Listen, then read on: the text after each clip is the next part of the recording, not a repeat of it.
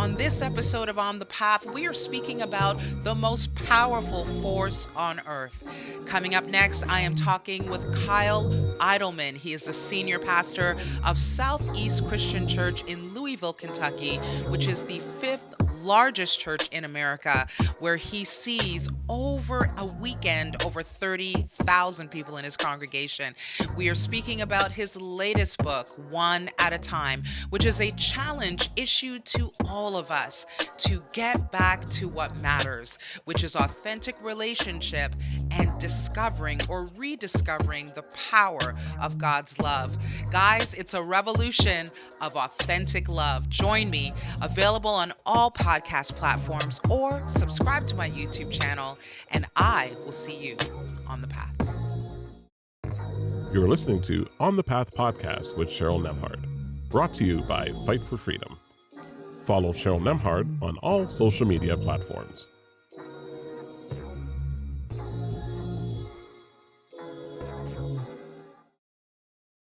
Hey guys, welcome to On the Path. I'm so excited to have you with me once again. I always say with us, we are in the classroom of life. We are on the path, literally journeying, growing together, and learning from not our mountaintop experiences, not the spotlight, not the shiny gold stuff, but the lessons we learn in the valley, the lessons we learn at our tightest, most hardest points of life. I feel like that's the stuff that molds and shapes character. And it reminds us of what is most important. Nothing like a crisis brings perspective sometimes. And speaking of bringing it back to basics, we're going to talk about a very simple but profound thought that I feel is absolutely necessary in this time. And that is loving our neighbors one person at a time, getting back to what true discipleship looks like and the plan that Jesus had for us all. And so I'm so excited to have this incredible guest with us. He's a face and name that many of you will know. I want to welcome Pastor Kyle Idleman to On the Path, and I want to tell you a little bit about him for those that are getting to meet this powerhouse for the first time. Kyle Idleman is the senior pastor at Southeast Christian Church in Louisville, Kentucky. And by the way, that's the fifth largest church in America, y'all. This is where he speaks to more than 30,000 people every weekend. Can you imagine the weight of that ministry that he carries? He's the best-selling and award-winning author of Not a Fan, as well as Grace is Greater, Don't Give Up. And today we are speaking about his latest book, One at a Time, where he's going to challenge us to fully commit to the unexpected Jesus way. I love that, of changing the world. And that is by loving one person at a time. Would you welcome to the path, Kyle Idleman? Hey, good to be with you. Thanks for having me on, Cheryl. Oh, such a privilege and an honor. Thank you for joining us today. Well, Kyle, I always say that and I consider you to be someone that is shaping and changing our world for the better, but I always say behind a world changer is a big life story, maybe a moment that changed their lives significantly. And I'd love to just kind of get to know you as we begin this walking on the path. Tell us a little bit about your story, Kyle, and really how this book came to be. Yeah. So one of the reasons why this book mattered to me personally is because I looked back on my life and I started to recognize the one at a time conversations that had shaped who I am. Some of those things seemed pretty insignificant at the time, but God used the right words from the right person at the right time to direct my path in ways that I didn't even understand when it was happening. So when I looked back on that, I was humbled by how God uses people to influence and change others, meaning that I sometimes, as a pastor at a large church, will get caught up in trying to define influence and impact by how many and how much, how many people are coming, how many people are listening or watching, how many views or comments or followers or likes.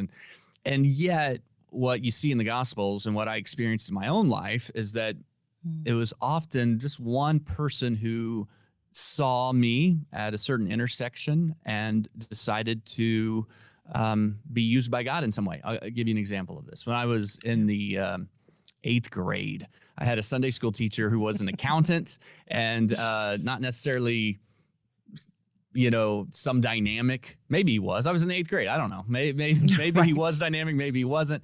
But what I remember is after a Sunday school class, he had a conversation with me where he just talked to me about, here's some things I see in you. I think God's going to use you in these ways. And he pointed out some things in me that I sure didn't see in me. And it was at a time in my life where I was needing to hear that. I received it, and it stuck with me for a long time. Now, maybe he had that conversation with every single 8th grader that was in his class, right? He probably did. But that one-on-one intentional conversation shaped me. And I would say that many of us are kind of a collection of those opportunities where people have, for better, for worse, spoken into our lives.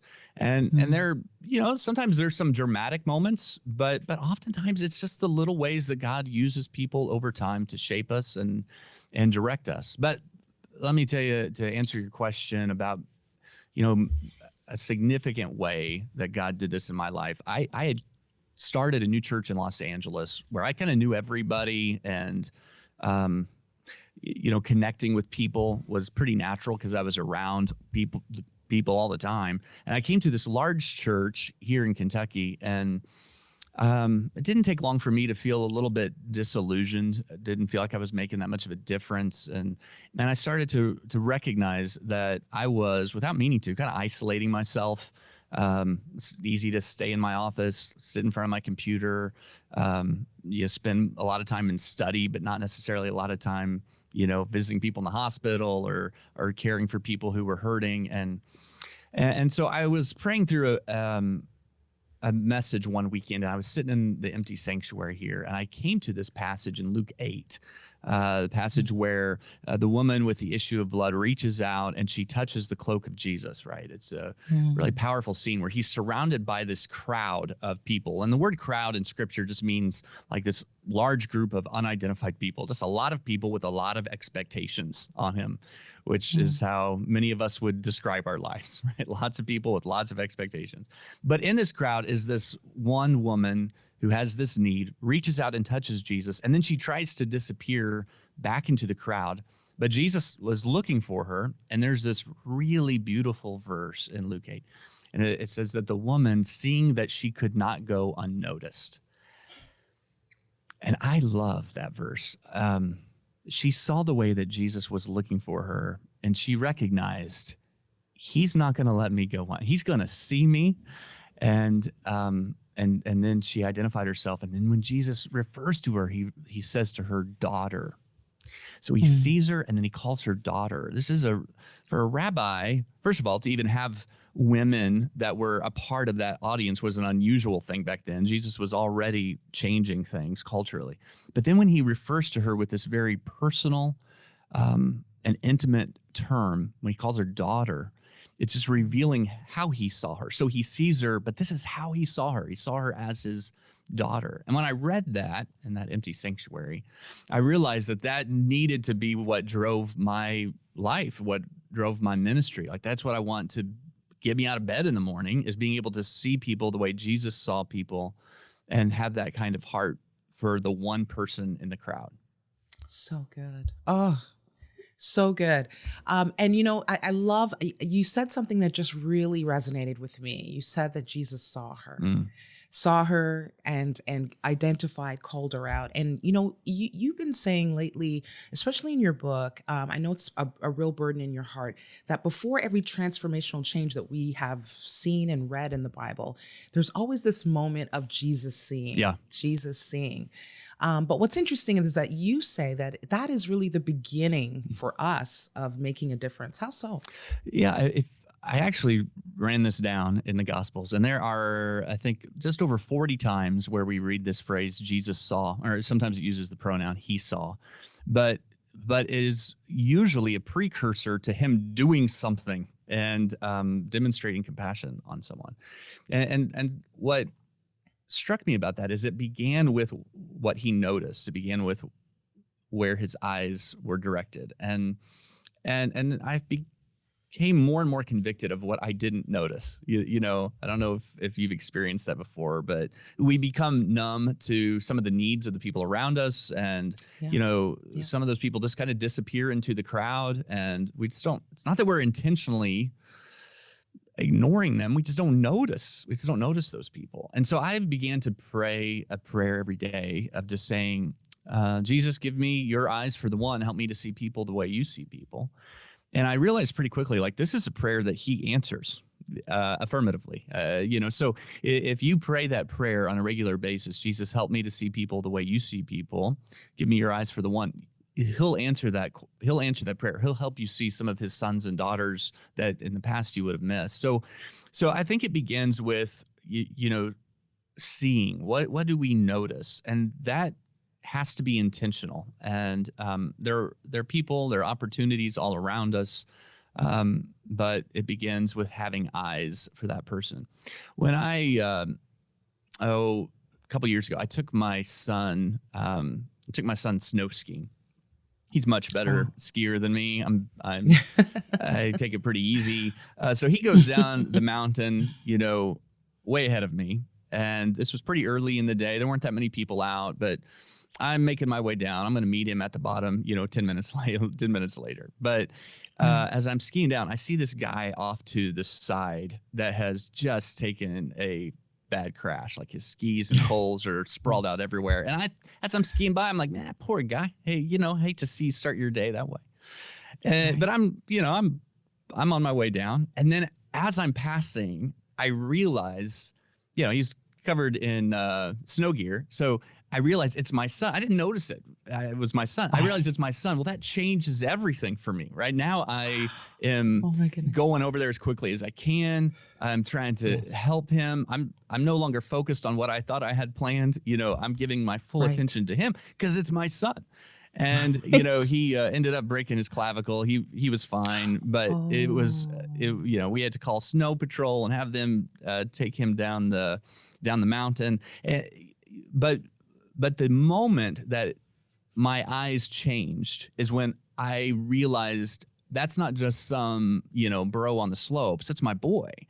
And that changed my heart. Now, what Jesus had was those kind of eyes for everyone. You know, imagine that everyone he sees them the way that I would see my son or I would see my daughter. He has that kind of affection or protection or compassion on them. And that's the heart that the way he sees us is the way he wants us to see others. So that's the heart that I think helps us see those opportunities as we start looking and noticing people that these are God's sons and daughters. And when we care for them and love them, we are loving his sons and daughters. And as much as it means to me when somebody cares and loves for my children, that's what it means to God when we do that for his. Oh, you got me there. All the feels, all the feels. So I thank you for unpacking that for us. So true, so beautiful, and so encouraging for us. And, you know, I think if there was ever a time that we need to be encouraged in that way, in the intentional ways of Jesus, it's now. I would say, I've got to ask you, we're going to get a little personal. You know, 2020, it's ugly stepsister 2021. Amen. What a hard time for so many. We think of everything around the globe. It's been a polarizing time. It's been a confusing time. It's been a time of high emotions. It's been a time of seeing great leaders fall. There's just been so much. Been so much, yeah. And then layered in with pandemic, isolation, worry, concerns of our future. It's just been almost like a mass hysteria over different things. So many people struggling with mental health because of all of it, and such a great negative impact still that we're still sort of coming up for air. I'd love to ask you personally, because I know you're good for it. You live your life as an open book to share the lessons. What have you been learning? What have you been like? What's been a big lesson? What's been coming up for you personally as you've been navigating these hard times? Yeah, personally, I feel like if you would have told me at the beginning of it, if you would have said, "Hey, this will last a couple of years," I would have said, okay, if it's going to last a couple of years, I know how long that's going to be. I can pace myself. I can get through it. I know when it's starting. I know when it's going to end. To me, what I found to be pretty exhausting about the past 2 years is my optimistic nature got me in trouble. I was constantly thinking, I'm sure another week, another month, a few more months. So good. And I was constantly thinking that. And if I would have known it was going to be as long as it was, I probably would have managed it better. But I kept putting my hope in, hey, this will be over soon. I kept being, naively optimistic, which is often a good quality, but sometimes gets you in trouble. What I learned or relearned is, our hope, where we put our hope, gets revealed in those moments. And I just had to acknowledge some ways that I put my hope in some things that worked very temporary, not very ultimate. I didn't see it, didn't know it until it was taken away from me. And then, like any time when some false gods get exposed, repentance is required. Right. And so I did some of that, and then one of the reasons I wrote the book was I recognized, with all the pain and all the hardship and constant stream of bad news that seemed to come, the discouraging part of that is it just didn't feel like you could do much about it. I'm not going to make much of a difference, and it's hard to feel like you were having much impact. And for churches, we had months where we weren't even gathering in person, and so refocusing on the heart of Jesus for one person at a time was real. Like, okay, even in the midst of this, that can be true for me today. Even there's a lot I can't control in the news. But I can make a difference for one person today. And I found that refocusing that on the mission that way was really good for my heart.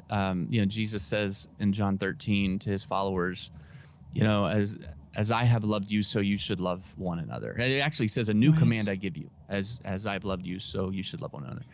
It wasn't really a new command in the sense that it had not been heard before. I mean, love your neighbor has been around for a long time.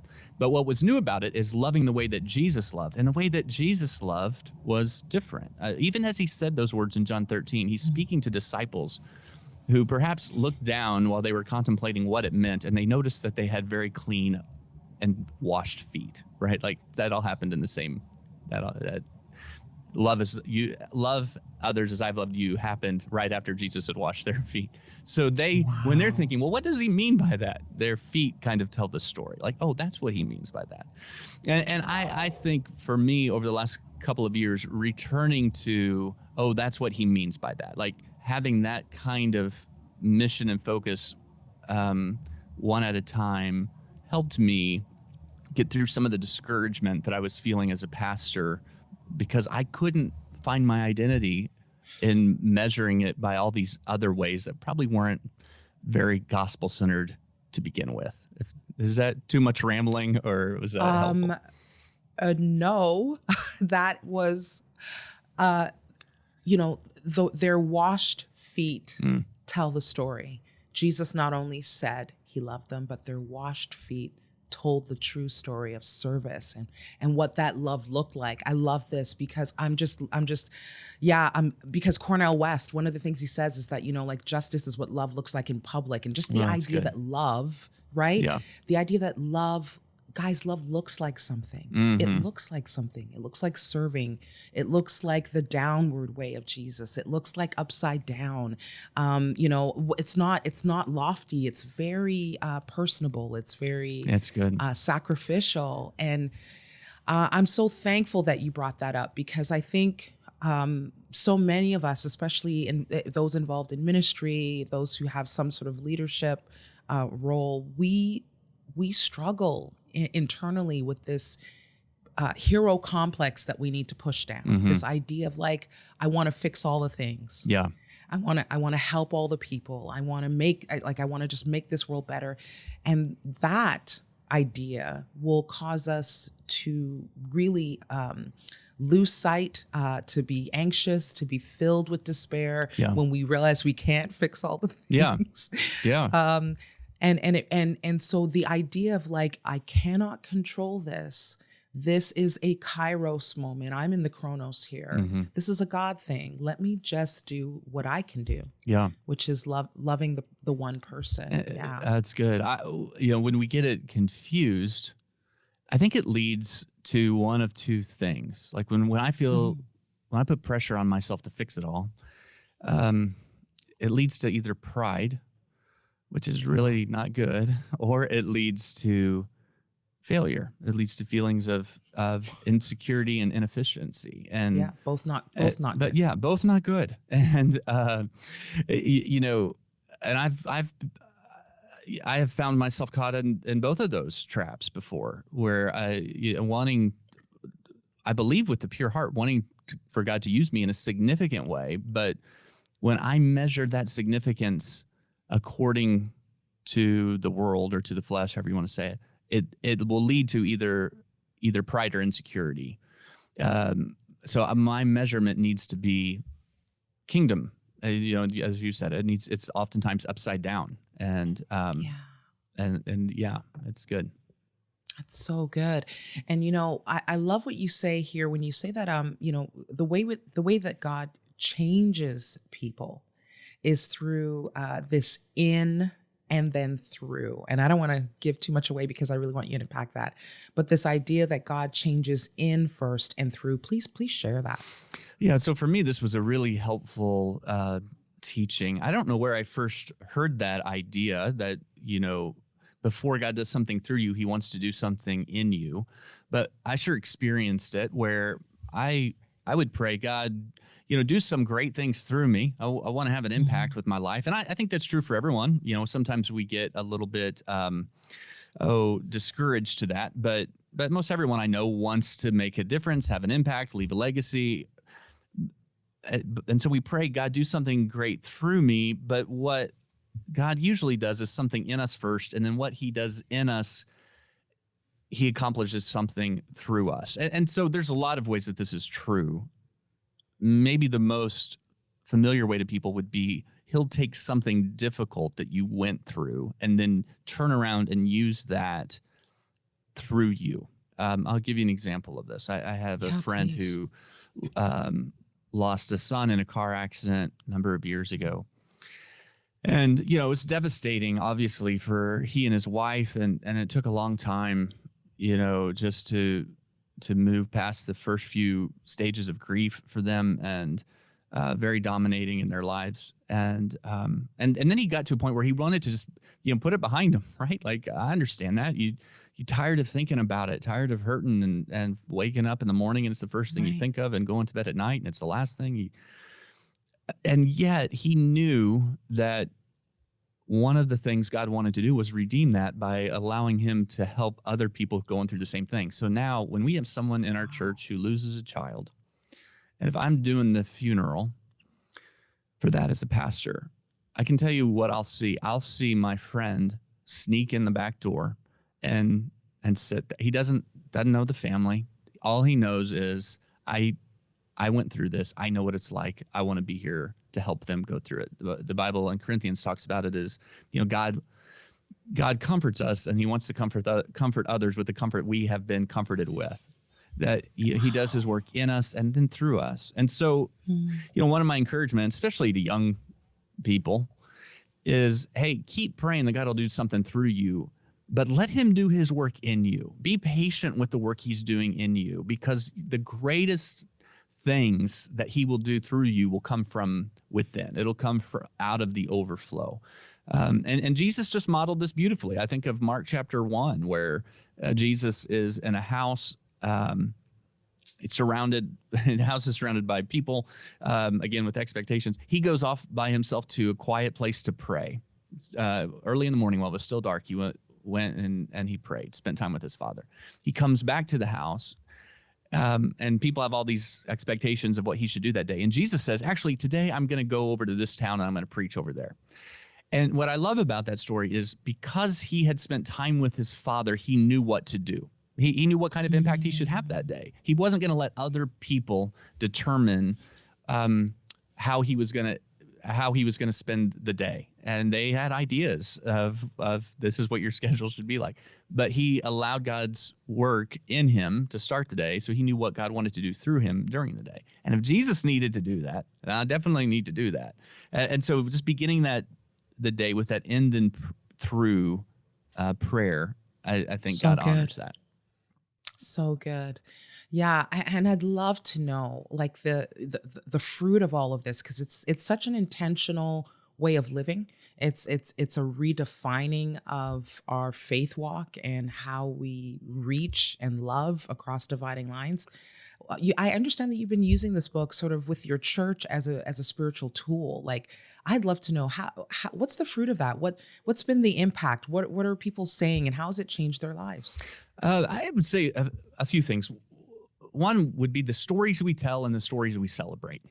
That's one of the ways I've seen this message impact our church. What the stories we tell and the stories we celebrate. So we have an app. It's just called the One at a Time app.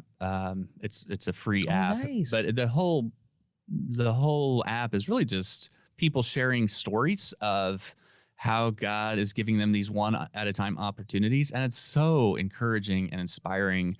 Wow. But what I love about that app is, the stories are the fruit.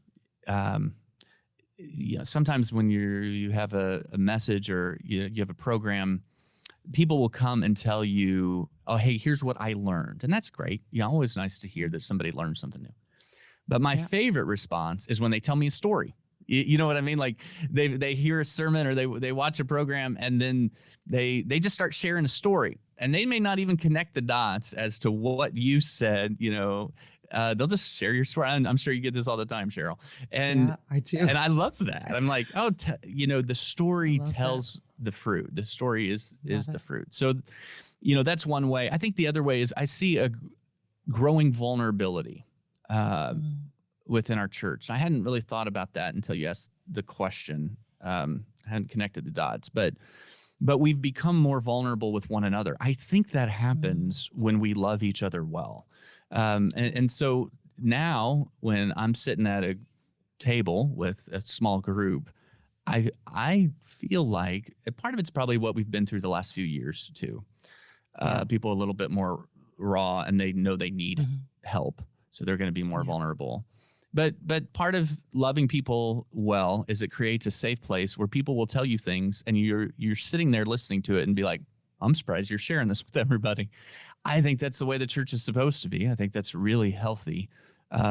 If I could take that to a family, a sign of a healthy family is where that's happening. You're loving people well enough and intentionally enough that people are vulnerable.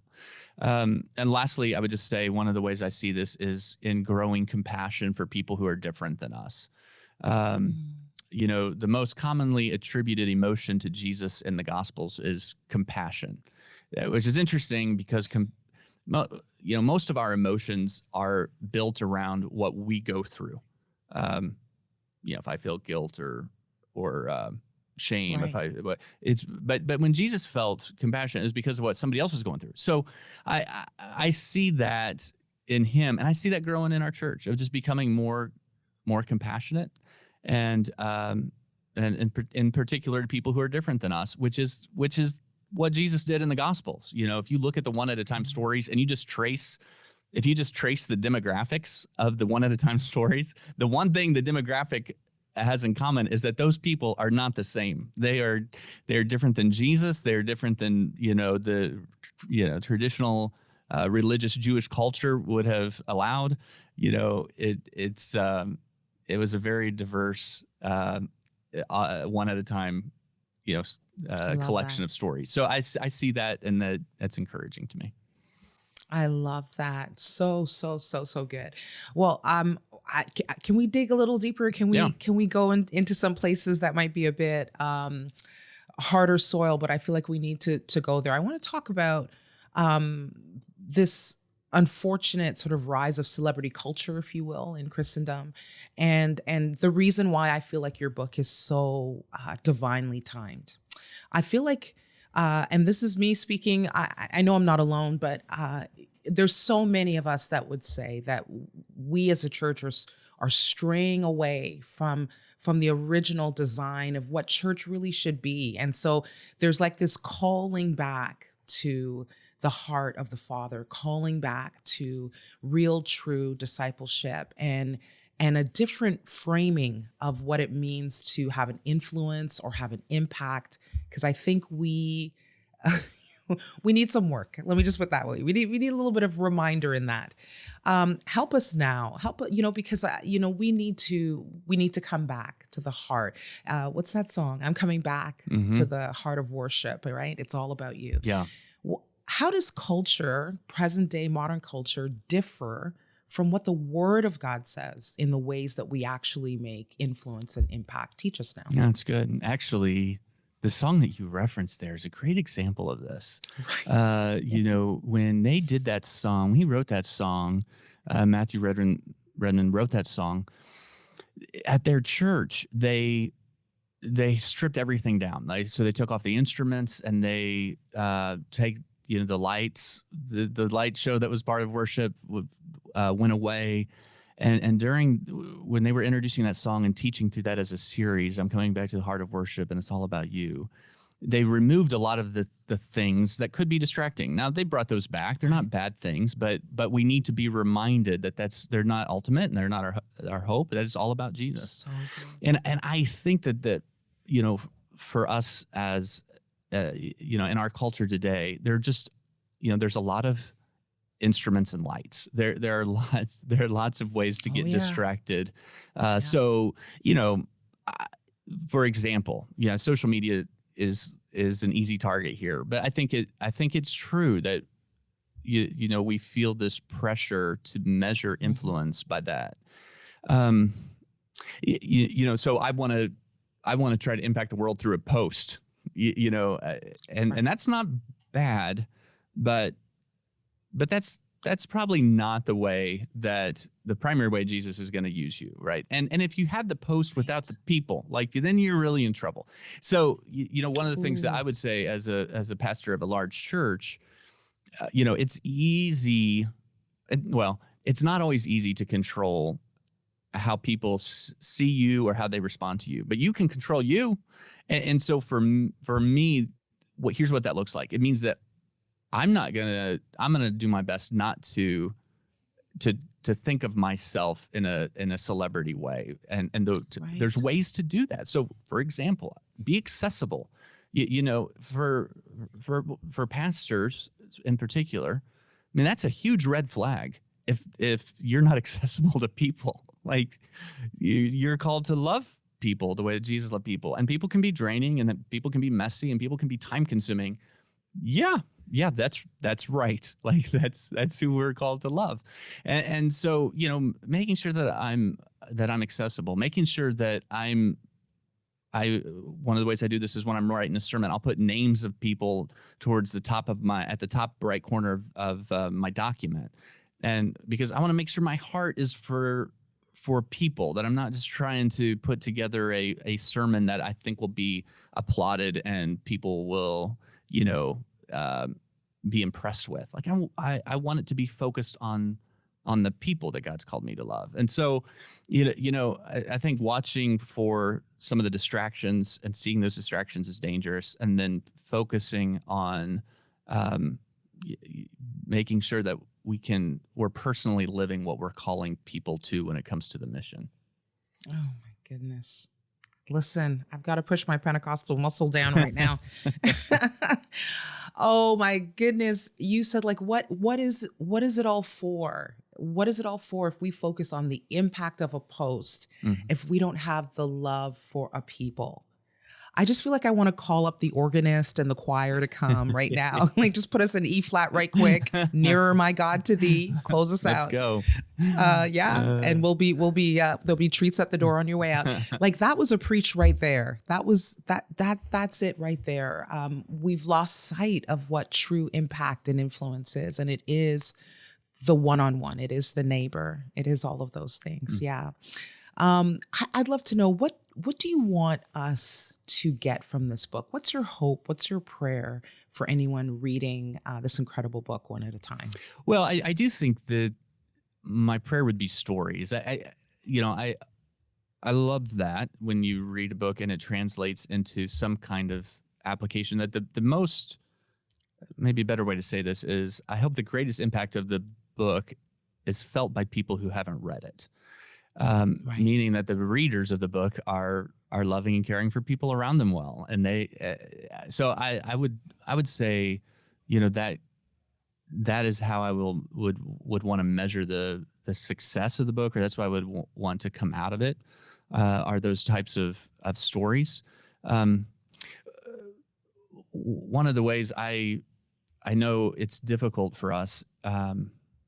I think it's called, in psychology, it's called the bystander effect, that, we'll read a book like this and we'll have an awareness that, okay, I want to make a difference, but there's so many there's so many needs, and there's so many people, and we just assume somebody else will do something.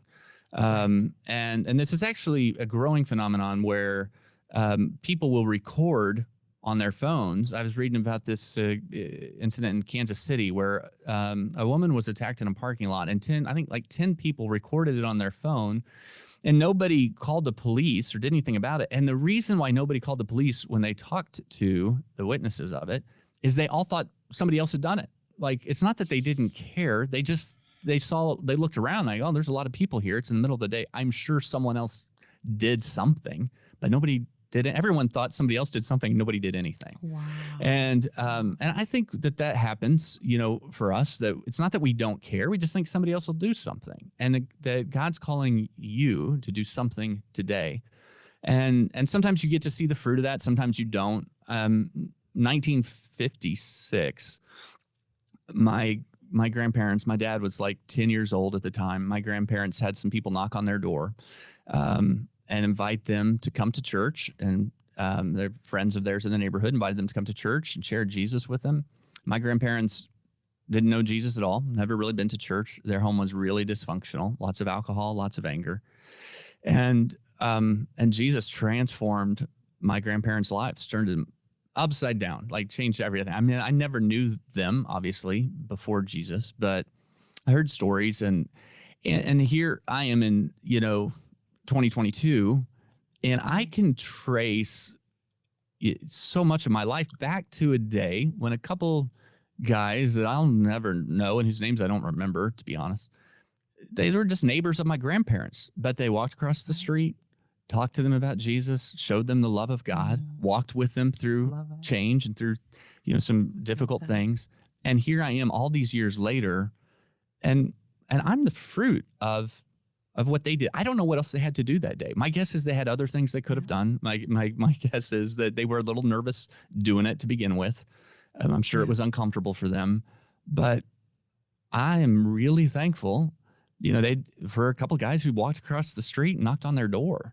And my point in that is, like, you just don't know. You just don't know the ripple effect of how God will use you if you're obedient to some opportunity today that may not seem that significant. It may take a little bit of a little bit of courage. It might mean changing plans that you had, but God uses those things in ways that we don't always see. Yeah. Oh, so good. Goodness, I could talk to you forever, Kyle. I can see why your church is the size that it is. You are the real deal, 100% authentic, all compassion, all Jesus love. I'm so thankful for our conversation. I got 1.5 questions left. Okay, 1.5. let's hear them. So one of the things that we always talk about here on The Path, every guest is asked this question, and the answers are always so different, unique, profound, nothing ever duplicated.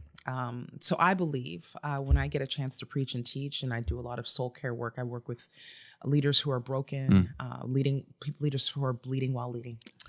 And one of the things I say is that, we need to have the right understanding of storms. They're hard, they're devastating, but not all storms come to destroy. Some storms come to clear a path. Yeah, some storms come to clear a path. Yeah. for something better. Some storms come to shift us to where we need to be. And so storms can be our greatest teachers if we can see it that way. Yeah. And they can teach us a lot about who we are. Mm-hmm. Sometimes we don't know who we are or what we have until we go through that storm. And we don't know who God is until sometimes our back is against the wall. You know, it sounds very old Southern Pentecostal, but you really don't know that he's a provider until your cupboards are empty. You don't know he's a healer until you're praying desperately for that family member to be healed. And so that's really good. Yeah. So the lessons come there. And then this one's really interesting because it works both ways. You don't know who's for you and you don't know who's against you. I always say, you want to know who your friends are? Go through a crisis. Mm-hmm. Yeah. Right? Yeah. Because you're going to start to see people either gravitate and rally around you, or people are like, I don't want to be associated.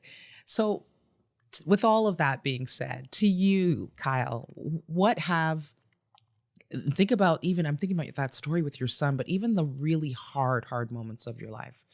What have those moments taught you about yourself, about God, and about others? Yeah, that's really good.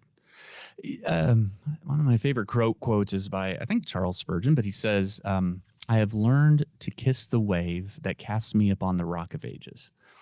And I love the idea of, kissing the wave that throws us upon the rock that is God, and that we do our best to avoid those. And yet in those waves, we find dependence on God in a way that we didn't before. But here's what I would say is new for me, what I've learned. I should have known a long time ago, but I'm slow to the table. And that is that I need other people more than I realize on that journey. Like I as a young man, in early 20s, I learned my dependence on God in some ways that was difficult, where I knew that I needed him, or I was going to be in a lot of trouble. So I learned dependence on God. What I didn't learn as quickly is dependence on other people. That part of the way that God has set up the church and set up, the community of believers is that we lean on each other. Galatians chapter 6, verse 2 has become one of my favorite verses. Bear one another's burdens, and this you will fulfill the law of Christ. Bear one another's burdens. In doing this, you love people the way that Jesus has loved you. And the word burdens there is interesting. Like, there's a couple different words for burdens. One word is where we get our word portion, which means it's enough that you can handle it. The other word, which is the word that's used here in Galatians 6, is more than one person can handle alone. And I have learned, to let other people help me bear burdens. And it was hard, because I like to be the helper, not the helped. And, right. and so that's one of the ways that God has taught me through the storms of the last few years is, it's a beautiful thing to bear one another's burdens. So good. Oh my goodness. Guys, we are speaking. I don't even know where to go right now. You just, you got me good there. Goodness gracious. We're speaking with Kyle Idleman, guys, senior pastor at Southeast Christian Church in Louisville, Kentucky. But more importantly, today we're speaking about his brand new book, One at a Time, an incredible book that challenges us to fully commit to the unexpected Jesus way of true discipleship, loving one person at a time. I need everyone under the sound of my voice to pick up this book, because it is the book for this season. It is going to get us back into the spiritual rhythms that I feel are so missing, lacking. We've fallen out of those. Life can do that. Stuff can do that. Crisis can do that. But it's time to get back to the heart of worship. It's time to get back to the heart of God. It's time to love the way Jesus did. And so I think it's going to be great. Beautiful study book. I think it's a great thing for men and women and youth to get together and really walk through this book. And I challenge you to love in a different way. Love in a way that is not about the crowd, but about the one. Yeah. So good. Well, how do we stalk you? No, just joking. How do we? I always use that word, and I know with especially with pastors of larger churches, they're like, But what are the safe, healthy ways Yeah. that we can stalk you? On most social media platforms, if you just look for my name, Kyle Idleman, you can. I'd love to connect with you there, or at my website, kyleidleman.com. I've got a lot of free resources that I hope would encourage you and help you. Would love to also point you towards that app as a place to contribute. I'd love to hear stories from your listeners about what this looks like in their lives. So good. Well, you've hit the half question. Here we go. Okay, let's hear it. We're at the finish line. I got a surprise question for you. I ask this of every guest, and again, what amazes me, we're 4 seasons in. It's just every answer is different. So, against the backdrop of our conversation of one at a time, true discipleship, and a different way to love, what is it? Finish the sentence. What is it time for? Kyle, what is it time for? It is time for,